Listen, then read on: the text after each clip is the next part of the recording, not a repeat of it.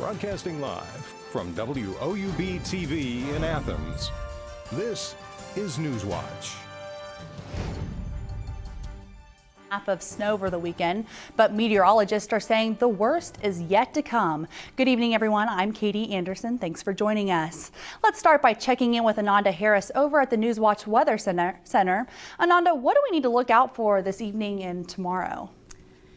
Athens will be under a flood watch until 10 a.m. tomorrow. We may receive up to 1.5 inches of rain tonight, which combined with the melting snow may cause some flash flooding in the area. All right, great. Thanks a lot, Nanda. And we'll get back to you later on in the newscast. And here in Athens, we've actually already been seeing some flooding problems. The first floor of an Ohio University dorm flooded after a frozen burst. It happened around 4 p.m. on Saturday in the Dugan house. Emergency maintenance crews removed the water and debris. Just 1 week ago, the same dorm had trouble with the boiler and was without heat for most of the weekend. Oh my gosh, it makes me so mad. It sucks because we all pay the same amount to go here, like $20,000, $30,000, and it's not fair that we are sitting in a room where it's like 17 degrees outside, and people in the new dorms or Bromley, they're. Heat was restored late Sunday evening. And it will be a busy night for Athens City council. The two big topics on tonight's agenda, the future of the city pool and Armory building. For the pool, council is set to vote tonight on a $500,000 bond to update the facility. But the debate on whether to invest heavily in fixing the outdoor pool or build a new indoor pool has been ongoing for more than a year. And the Armory building has also been a big topic of discussion. Tonight, city council will introduce an ordinance with plans to revitalize the building at the end of Court Street. The ordinance includes the removal of asbestos and lead paint. Athens City Mayor Steve Patterson says the building was inspected by the EPA and the estimated cost is well worth the overall benefits. It's not extensive throughout the entire building. There's some lead paint in there. Any building as old as that building is going to have some lead paint, but also asbestos in the boiler room area. They've estimated that to have the asbestos and the lead paint encapsulated would be somewhere in the mid $40,000 range. And the race for Ohio's 94th House of Representatives district seat begins tomorrow. The Athens County League of Women Voters will host 2 candidate forums for the Democratic primary. State Representative Debbie Phillips currently holds the position. Vying for the spot are local businesswoman Sarah Grace and Ohio University graduate student, Senate President Eddie Smith. Now, the winner will face Republican Jay Edwards of Nelsonville in the November 18th, 2016 general election. The meeting is tomorrow night at 6:30 at the Athens Public Library. And moving on now, as heroin and pill abuse is falling, meth is on the rise in Athens County. According to the Athens Messenger, back in 2011, there were 0 reports of evidence logged involving meth cases, but that number jumped to 26 evidence reports in 2015. Now, the Athens County Major Crimes Unit says more than 50 meth labs were recovered last year. So far in 2016, law enforcement has been called to 7 meth labs in Athens County. And here at Ohio University, 9 people have applied for the interim advocate for the Survivor Advocacy Program. The university search committee for the position says those who have applied so far are not qualified. The program provides services to survivors of sexual assault, rape, and stalking. It's been shut down since November because it didn't have a director. The problem, according to an OU official, is the search committee hasn't been able to find someone with the right licensing. And if you're headed out tonight to East State Street, traffic along East State Street might move a little slower than usual. City workers are fixing a leaking water pipe at the intersection of East State and Home Streets. Now, the work could continue on until tomorrow morning. Home Street will also be closed at the intersection for a period of time, but flaggers may also keep traffic flowing. The Public Works Department urges drivers to use caution at the intersection. And while you may have to watch out for construction workers, you may not have to worry about running into any hoverboards. The city of Athens is discussing a ban on hoverboards and other similar devices on downtown sidewalks. The concern arises as a result of the hazards associated with them, including fires caused by the battery packs and the risks of injuries. Ohio University has already banned hoverboards on campus. And today was not the best conditions to use a hoverboard outside. Lots of ice out on the sidewalks, but will conditions be clearing up soon? Let's take it over to Ananda in the Newswatch Weather Center. We have seen very slippery conditions over the past few hours as snow begins to melt and rain begins to fall across the region. Currently in Athens, it is 34 degrees, and we're seeing some scattered light rain across the area, which will start to turn to a wintry mix as we go into the night. Across the region, it gets a little bit cooler as we go to our west with 34 degrees in Columbus and 34 degrees over in Chillicothe.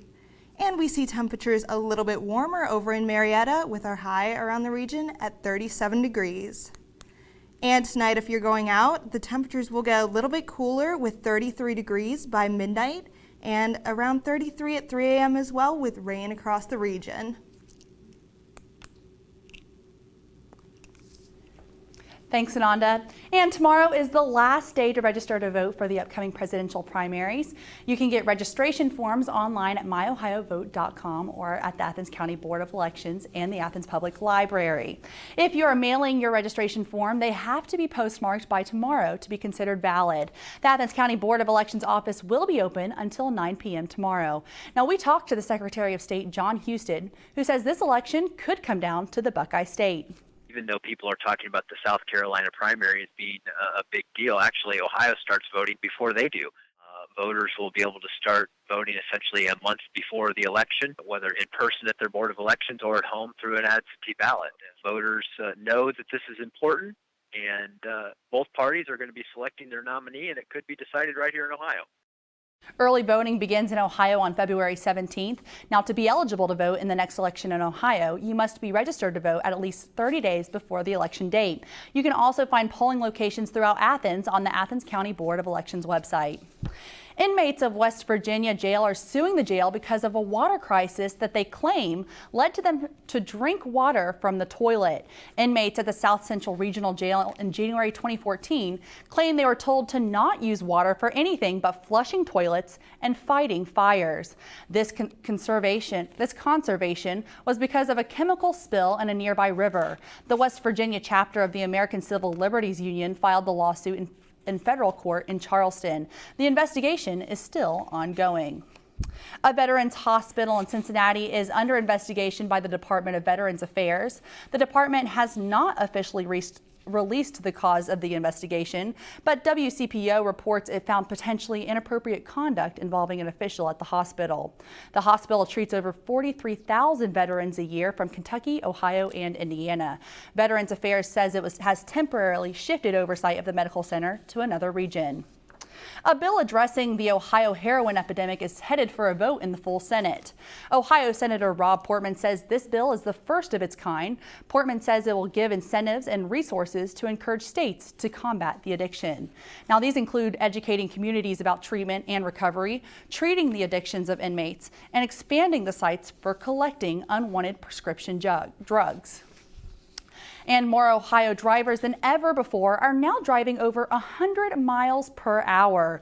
Ohio State Highway Patrol caught over 5,000 drivers hitting those speeds from 2010 to 2014. Now, 4 years may seem like a long time, but that's still 4 drivers caught per day. Highway Patrol has not released any plans to combat this problem. And coming up next on Newswatch, Supreme Court Justice Scalia's death is sparking a heated debate on who will replace him. Hear what the current presidential candidates have to say on the issue. Coming up next on Newswatch. What's happening, TVC basketball fans? My name is Sean Neidig, the host of Hardwood Heroes. Hardwood Heroes is a weekly half-hour show that airs on WOUB at 11 Sunday night and again at 6 on Monday. We provide you with the best Southeastern Ohio high school basketball coverage in the area, both on our show and on the web. Our reporters are at over 20 games every week to recap, so there is no way you can miss us. So tune in to Hardwood Heroes on Sunday night. And until then, I'm your host, Sean Neidig, reminding you to be heroic. Ohio University students really have a huge sense of pride in our campus, in our school, and in our education. People don't come to Ohio just to go to college. They come here to become a Bobcat. It's a really unique atmosphere. Bobcat pride is having that natural camaraderie. Bobcats are just happy to be Bobcats. My favorite time of year at Ohio has to be homecoming. When the alumni come back, you can see that the love of this university doesn't fade. Once you're a Bobcat, you're always a Bobcat. The student body here at Ohio University absolutely is a family. The students support one another. You become this unit, this big, friendly family unit. There's this connectedness. You feel a part of something. Driving in on the highway and just seeing the red bricks and the trees again, it's just like coming back home. There's great students, great professors. You just walk around campus and think, oh my gosh, I can't believe I go here. I feel like I matter in the community, and I feel like I matter here at Ohio University. It's home. Athens is home. My professors really care. They care about my grades, they care about my opportunities, they care about my experiences, they want me to succeed. They give those opportunities to the students. My professors have been extremely approachable. Literally, their door is always open. You can go to them with pretty much anything. Everyone knows your first and your last name and where you sit in the classroom. I really never feel like I'm being talked down to or just being taught material. I always feel like I'm having a conversation. And they want to share those opportunities and those experiences with us.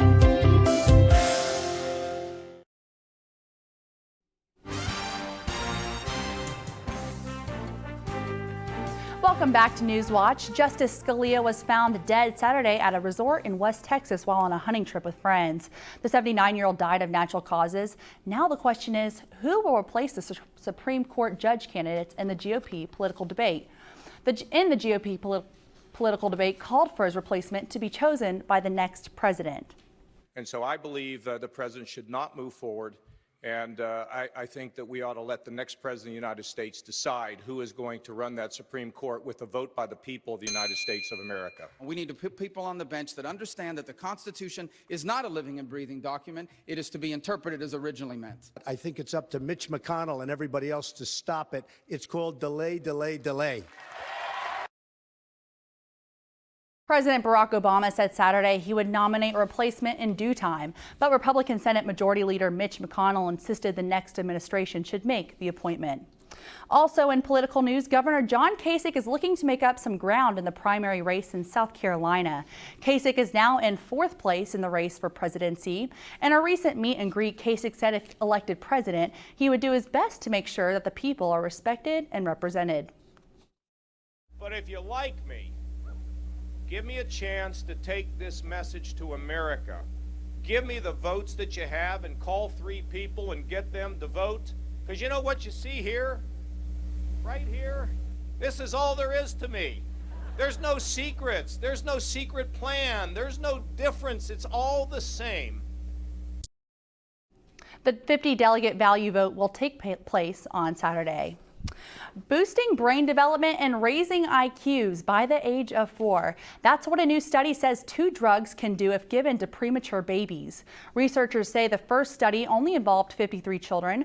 Dr. Robin Oles at the University of New Mexico says babies who got the drugs scored about 12 points higher on average on IQ tests than untreated kids, but about 10 points lower than the normal weight group. Oles says even though the treated youngsters didn't do as well as the normal weight group on most measures, their scores were impressive and suggest greater brain development for preemies. And neighboring countries of Libya are fearing chaos and calling for an urgent meeting. The meeting is an effort to coordinate border controls and tamp down the unrest they fear will spread. A senior Algerian diplomat called Saturday for the meeting in Tanzania. He said Libya should install its newly proposed government quickly and, quote, restore order to this country. The 18-member Libyan government must still be approved by Parliament, which was rejected a previous proposal. And big moves for the United States in Cuba. The Obama administration approved the first U.S. factory in Cuba in more than half a century. The company is from Alabama and plans to build a plant that can assemble as many as 1,000 small tractors a year to sell to private farmers in Cuba. Cuban officials have publicly endorsed the project. The partners say they expect to be building tractors in Cuba by the first quarter of 2017 at the latest. And imagine being stuck on a tram suspended 40 feet off the ground in sub-zero temperatures. Well, that's what happened to almost 50 people at a New Hampshire ski resort. 2 trams got stuck shortly before 2 p.m. yesterday at Cannon Mountain Aerial Tramway. Skiers say they felt a jolt before they stopped. A Cannon Mountain spokesman says people were rappelled down to safety from the lower and upper parts of the car. He said officials said there was a service brake issue. Crews do not believe the cold temperatures were a factor. No injuries have been reported. And on Wall Street today, stocks are up.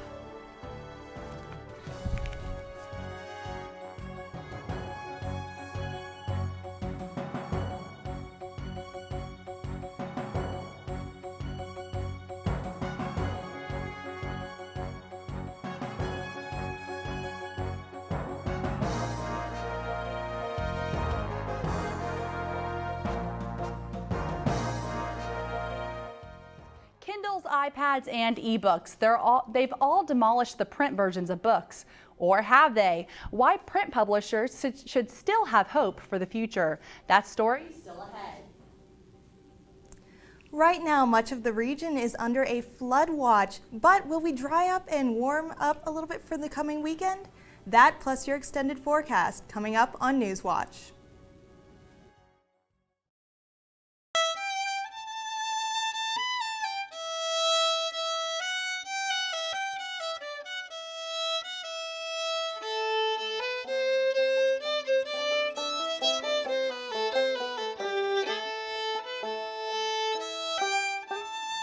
Nestled in the heart of the Hocking Valley sits a town with a story. A story carved from mountains of coal, mixed with a little clay and sprinkled with a dash of culture. It's a story of national significance and local pride. A story rooted in the past that's still being written today.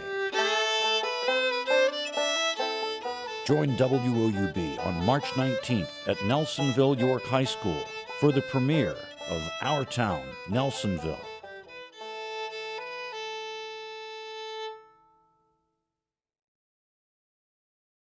Ohio University students really have a huge sense of pride in our campus, in our school, and in our education. People don't come to Ohio just to go to college. They come here to become a Bobcat. It's a really unique atmosphere. Bobcat pride is having that natural camaraderie. Bobcats are just happy to be Bobcats.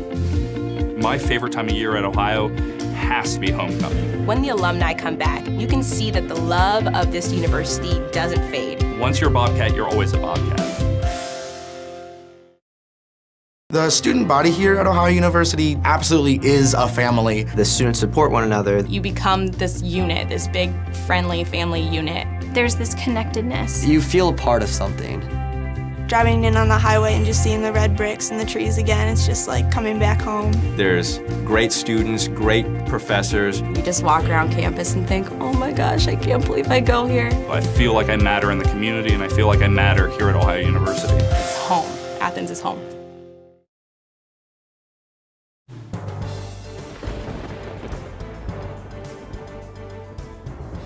Welcome back to the Newswatch Weather Center. I'm Ananda Harris. Currently in Athens, temperatures are at 35 degrees.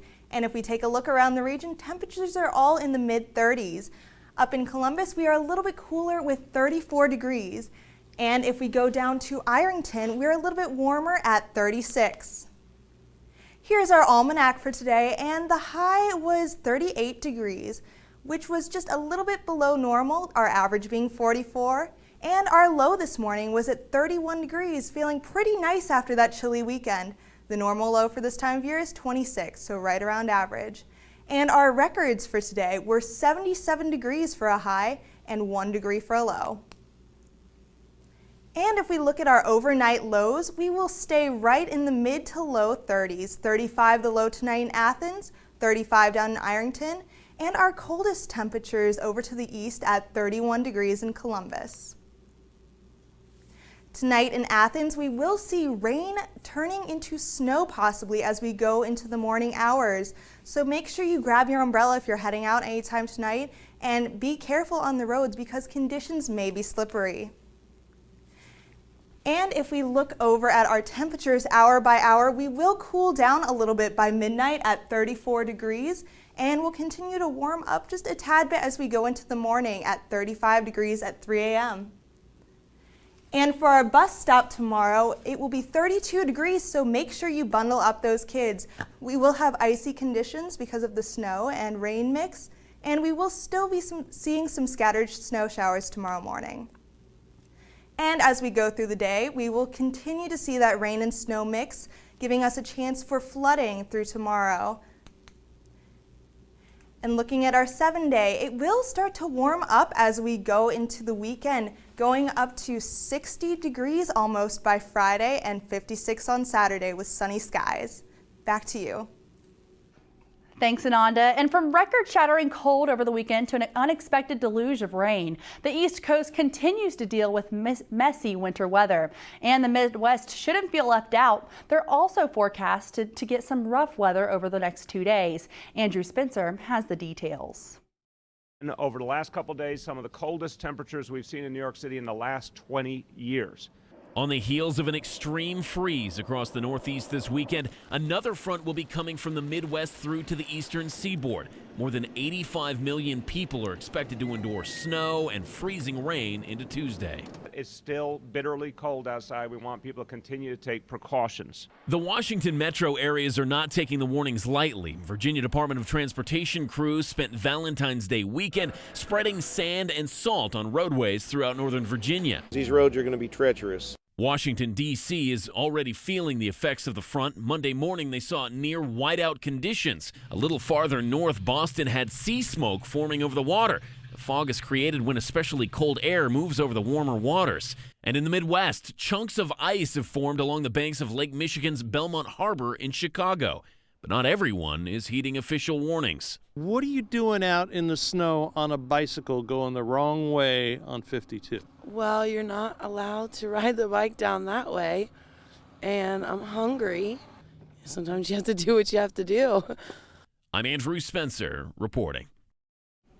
The popularity of ebooks such as the Nook and the Kindle made a lot of people think bookstores would become a thing of the past. Well, not anymore. Data from the U.S. Census Bureau shows bookstores are again on the rise. Bookstore sales rose by 2.5% last year, from $10.9 billion to $11.2 billion. That's the first year over-year increase for the industry since 2007. Publishers were Weekly first reported the figures, noting many publishers saw a decline in ebook sales last year as print sales went up. And make sure to stay tuned to WOUB after Newswatch. Here's a look at what's coming up next tonight on your public television station.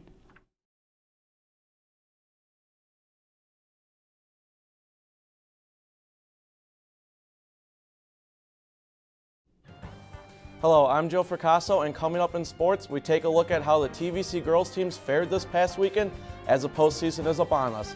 Then we take a look to see if the Ohio men's basketball team could keep the hot streak going and who stood out in the game this past weekend. This and more coming up in a few.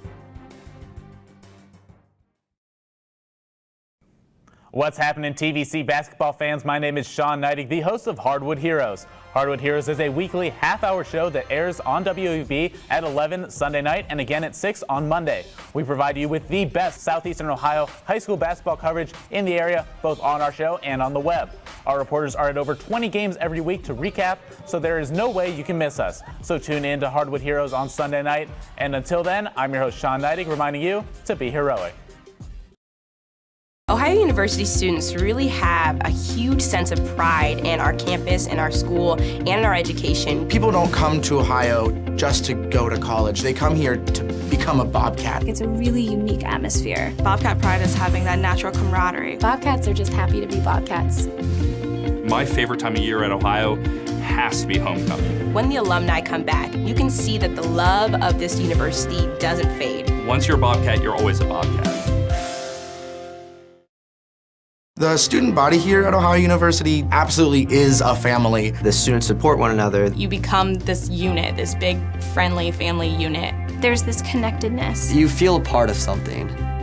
Driving in on the highway and just seeing the red bricks and the trees again, it's just like coming back home. There's great students, great professors. You just walk around campus and think, oh my gosh, I can't believe I go here. I feel like I matter in the community, and I feel like I matter here at Ohio University. It's home. Athens is home.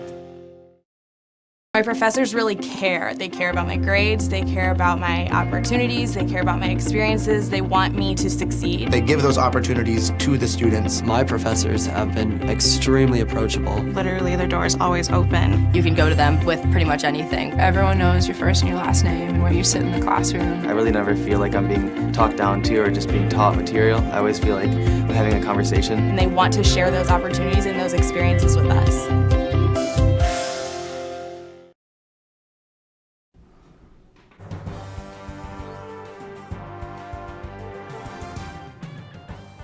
This past week, we saw 7 teams in TVC action. This past weekend, we saw 7 TVC teams in action in the postseason tournament. 1 team in Division II played as the Vinton County Lady Vikings were unable to beat the Sheridan Lady Generals and lost 53-49. Vinton County's season has come to an end. Moving into Division III, River Valley fell at the hands of Southeastern 55-39. While Alexander struggled early, but picked up a 47-39 victory over New Lexington. Finally, to round out Division III, Nelsonville York defeated Crooksville 45-26. Now moving to Division IV, the lone TVC matchup between Belpre and Trimble and the Lady Golden Eagles came out on top 47-42. And the last team in action, the Eastern Lady Eagles, beat St. Joe 59-28. Moving from the high school ranks to the collegiate ranks, Kiana Black was honored as Player of the Week for the 4th time.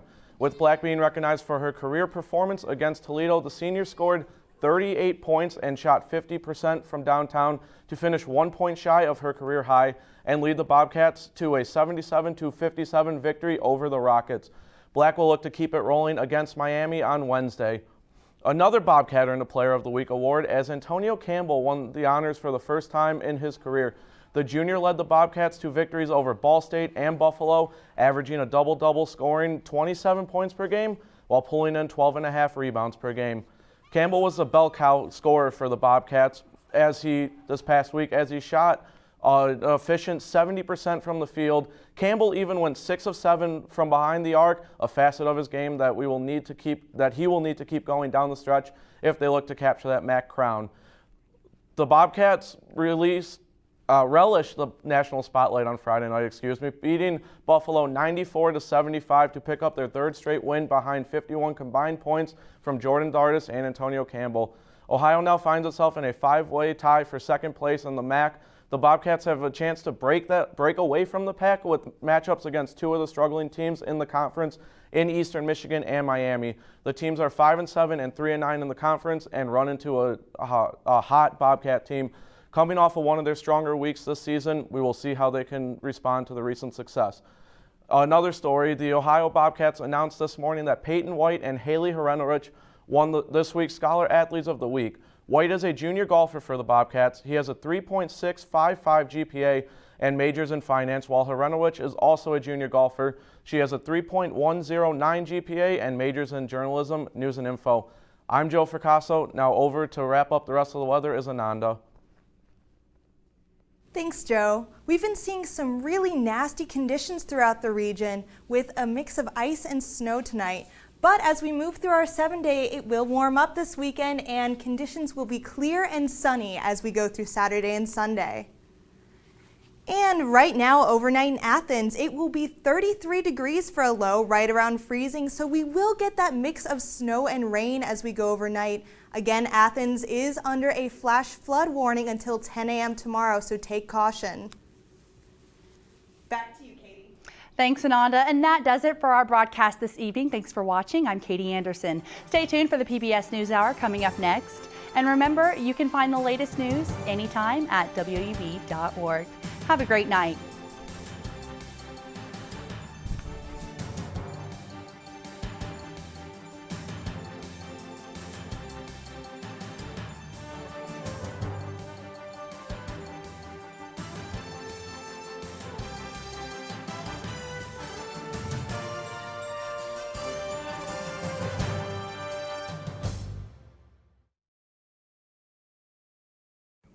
What's happening, TVC basketball fans? My name is Sean Neidig, the host of Hardwood Heroes. Hardwood Heroes is a weekly half-hour show that airs on WOUB at 11 Sunday night and again at 6 on Monday. We provide you with the best Southeastern Ohio high school basketball coverage in the area, both on our show and on the web. Our reporters are at over 20 games every week to recap, so there is no way you can miss us. So tune in to Hardwood Heroes on Sunday night. And until then, I'm your host, Sean Neidig, reminding you to be heroic.